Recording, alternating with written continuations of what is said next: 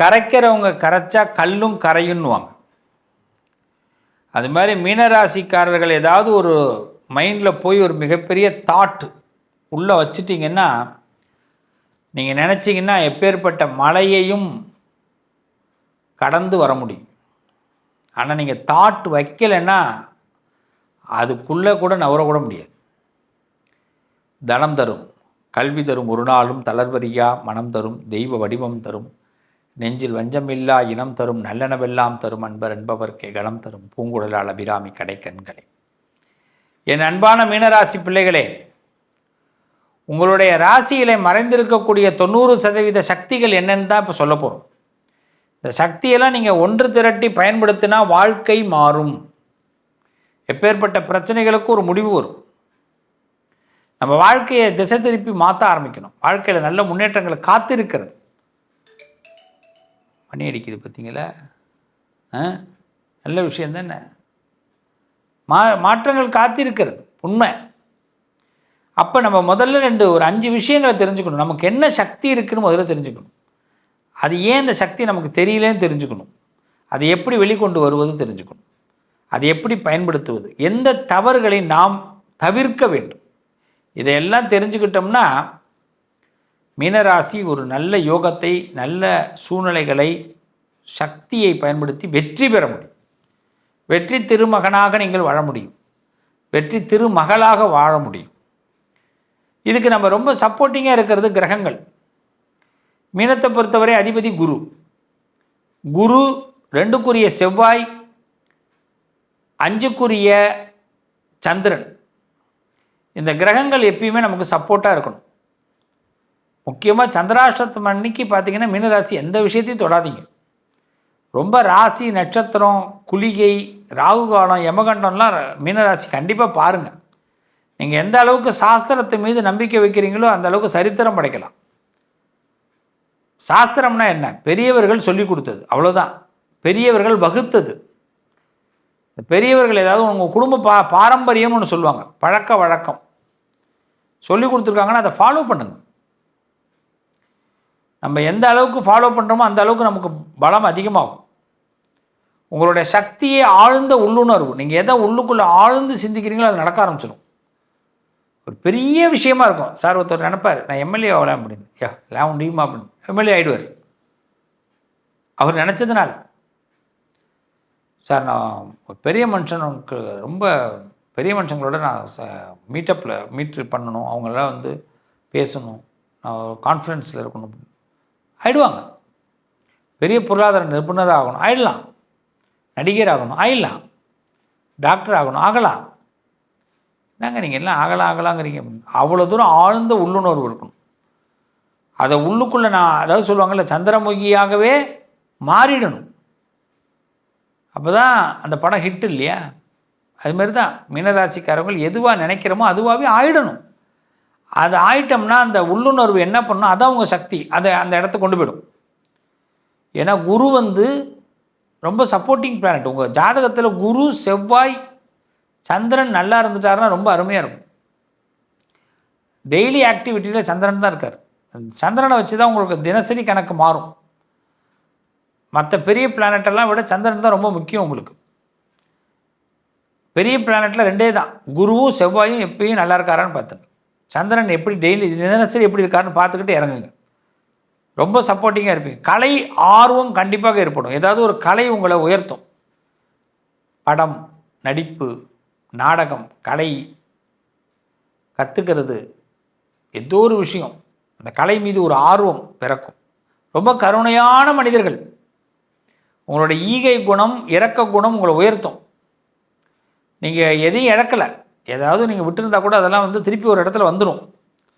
ஆன்மீகத்தின் மீது அதிகமான ஈடுபாடு ஏற்படும். நிறைய கோயிலுக்கு போகாதீங்க, அங்கே தான் தவறு பண்ணுறோம். நமக்கு குருக்கு ஒரு கடவுள் முருக பெருமான் எடுத்துங்க, குருவாக முருகனை வச்சுங்க. செவ்வாய் சிவபெருமான், நமக்கு சிவனை எடுத்துங்க. சந்திரன் அம்பாள் எடுத்துங்க, ஒரு சக்தி, பெண் தெய்வம், அவ்வளோதான் போதும். நிறைய கோயிலாக போயிட்டே இருந்தோம்னாலும் அது நம்ம என்ன ஆகிடும்னா நம்ம எதை நம்புறதுன்னு தெரியாமல் போயிடுவோம். கோவில்களுக்கு போங்க, போயிட்டு வரதில் ஒன்றும் தப்பு இல்லை. அதாவது நான் எனக்கு வந்து எந்த கோயிலுக்கு போனால் நல்லது நடக்கணும், எல்லா கோயிலுக்கும் போயிட்டுருக்கேன் சார்னு இல்லை. ஏதாவது ஒரு கோயிலுக்கு தொடர்ந்து போங்க, அப்போ தான் நமக்கு மாற்றம் ஏற்படும். நல்ல விஷயங்கள் கண்டிப்பாக நடக்கும். பிறர்களுடைய, அதாவது நீங்கள் எவ்வளோ பெரிய கல் நெஞ்சக்காரர்கள்னு எல்லாரும் சொல்லுவாங்க, அப்படி கிடையவே கிடையாது. மீனராசிக்காரர்கள் கல் நெஞ்சக்காரர்கள் கிடையாது. மற்றவங்க துயரத்தை உங்களால் பொறுத்துக்கவே முடியாது, உருகிடும் மனசு.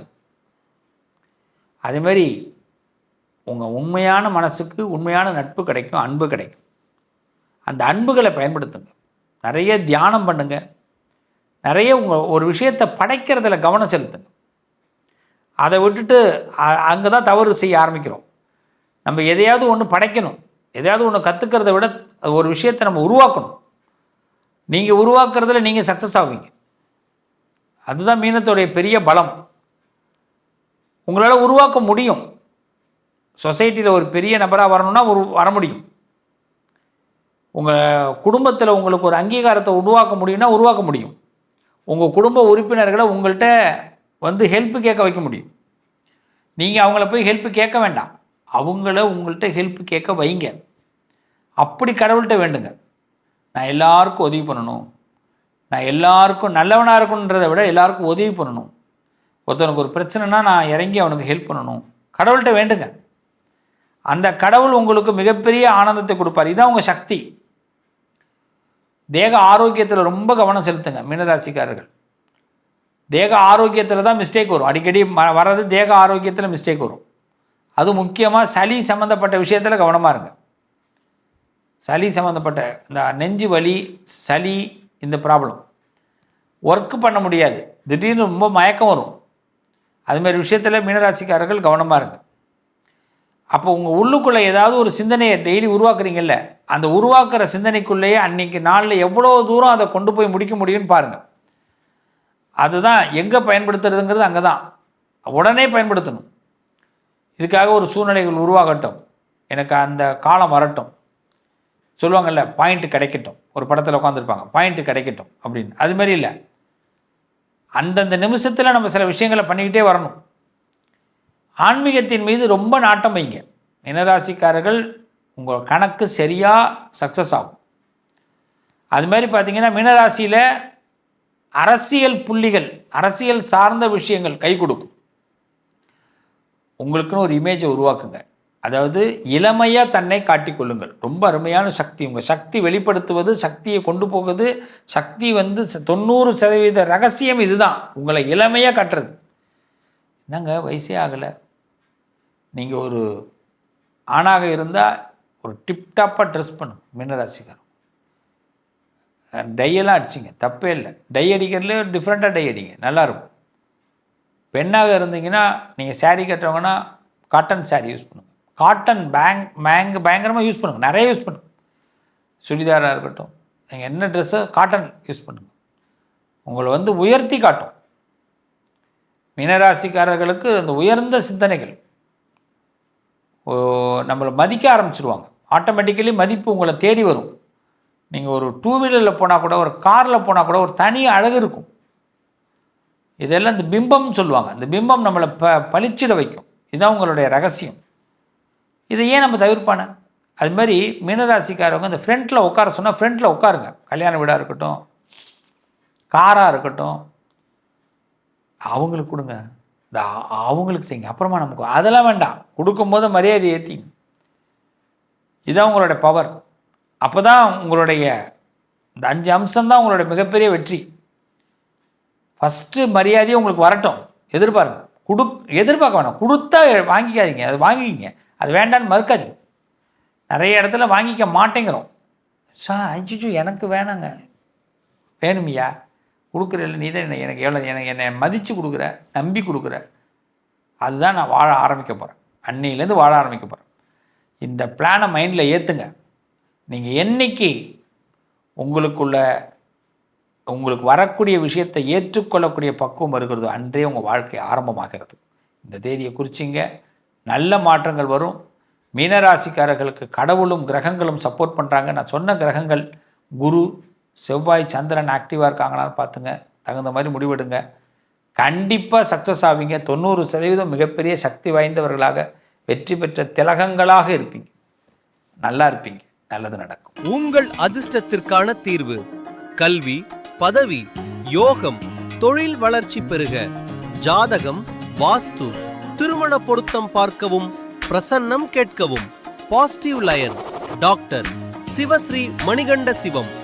தொடர்பு கொள்ள வேண்டிய வாட்ஸ்அப் எண் 7904137178.